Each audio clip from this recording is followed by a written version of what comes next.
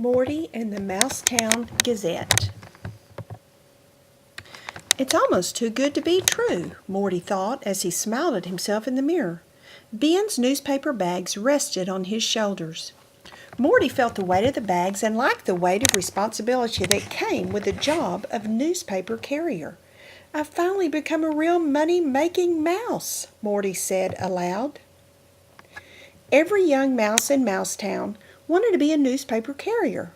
Morty couldn't believe he had this chance. He replayed the scene from earlier on the front porch in his mind.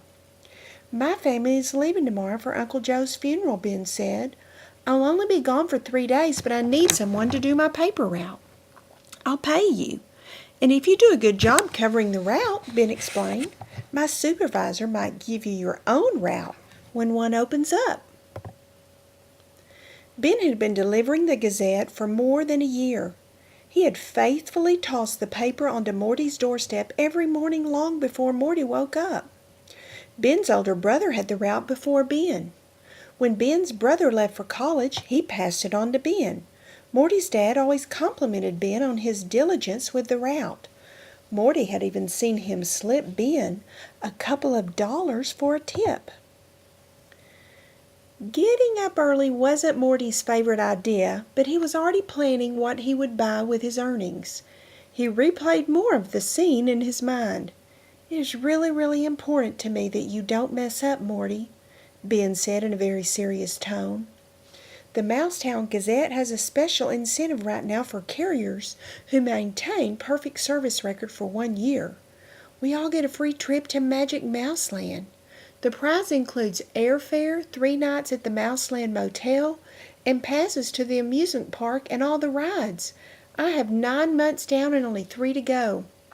I'm ready to pack my bags," Ben said with a smile. "I promise I won't mess up your service record," Morty said, smiling back at his friend. Morty went over what he had to do in his mind.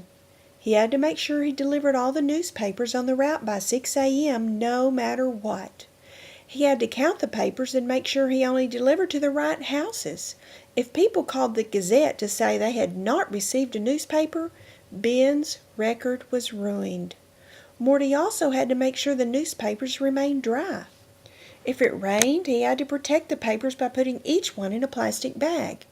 And finally, he had to make sure the newspaper landed on the doorstep of each house, not the driveway, lawn, bushes, or worst of all, the roof. That night, Morty went to bed earlier than his usual time. He set his Mega Mouse alarm clock for 4 a.m., but he couldn't sleep. Each time he closed his eyes, he imagined missing the alarm and letting his best buddy down. He stared at the clock and watched the minutes tick. He was up before the alarm went off and got an early start. He put on his paper bags and headed out into the dark, the misty morning on his back. The bundle of papers was stacked by Ben's garage. Morty loaded them into the paper bags and groaned at the weight. It made getting on the bike difficult. "Now I know why carriers toss the papers," Morty thought. "Getting on and off the bike to place the papers on doorsteps would be really tough." But that is exactly what Morty had to do. Each time he tossed a paper at a doorstep, it fell short or landed in the garden. Then he would have to get off his bike, pick it up, and place it on the porch. Morty kept checking the list and looking for the house numbers to make sure that he only gave papers to subscribers. He didn't want to have to go back and get a paper that was delivered to the wrong house. Doing his poor paper-flinging skills and not knowing the route, it took Morty a full 2 hours to finish. When he returned home, Morty's shoulders ached. He barely made it upstairs to his bedroom. He didn't even take time to wash the black newspaper ink off his paws.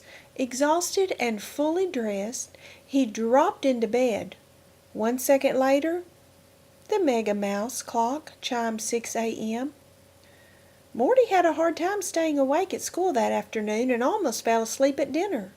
He hit the sack at 8 p.m. and was jolted awake by the shrill alarm at 4 a.m. It took Morty a moment to remember why he was getting up when everyone else in the house was sound asleep. "I'll be back in this bed soon," he thought. Morty slipped on his jeans, threw a sweatshirt over his pajama top, and grabbed the paper bags. Day 2, as a Mousetown Gazette paper carrier, went a little better. Morty hit the porch on the first throw at more than half the houses. He remembered some of the houses well enough to toss the paper without having to check the list. This time Morty was snuggled in his bed and snoring long before the 6 a.m. paper delivery deadline.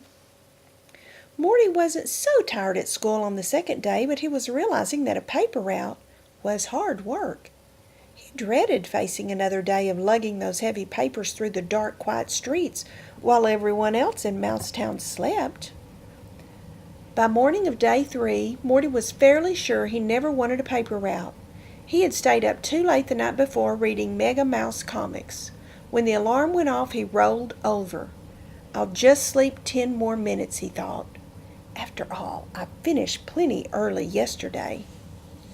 Morty awoke to the sound of the telephone ringing at 7:30 a.m. He looked at the clock and jumped up in a panic. If there had been lead in Morty's tail and feet, he wouldn't have noticed. His heart was too heavy. Morty seemed to move in slow motion as he loaded the newspapers into the bags and pedaled along the route.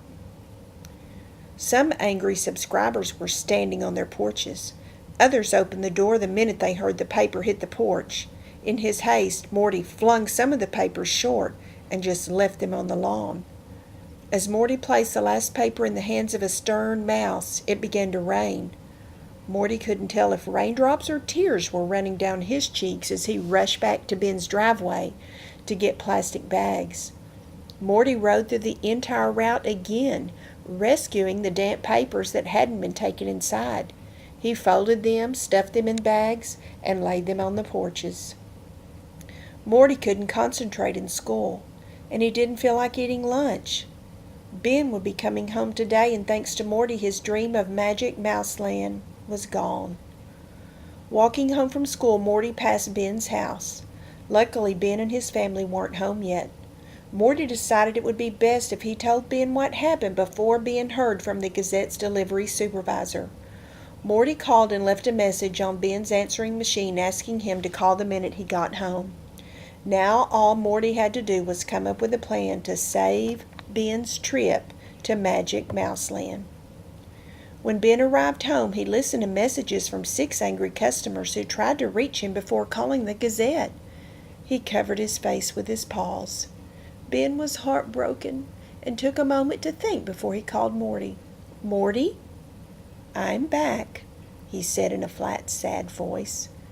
"Tell me what happened with the paper route." Morty wished he could think of a good excuse, but there is one thing about Morty. He always tells the truth. "Ben, I'm really sorry. I slept in. It's my fault. There are complaints on your service record. I've arranged to meet with a delivery supervisor. Hopefully I can convince him that your route would still show a perfect service record if I hadn't failed." The next morning, Morty arrived early at the Mousetown Gazette. He sat in the reception area waiting for the delivery supervisor to arrive. He could smell the familiar ink scent from the paper bags in the air. When the supervisor arrived, he shook Morty's paw and invited him into his office. There was a Magic Mouseland poster on the wall and a list of mice who had already earned the trip.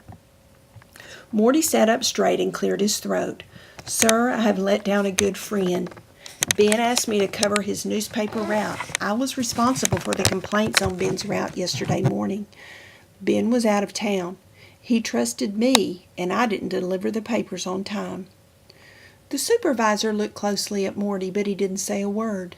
Morty continued, "I would like to write a letter to Ben's customers and apologize. I'll include 50 cents in each envelope to pay for yesterday's paper." The supervisor raised his eyebrows. "If the Gazette guarantees delivery by 6 a.m. and I kept that from happening, then I'm responsible for buying that morning's paper." The supervisor seemed to like the idea, so Morty forged on with the next part of the plan.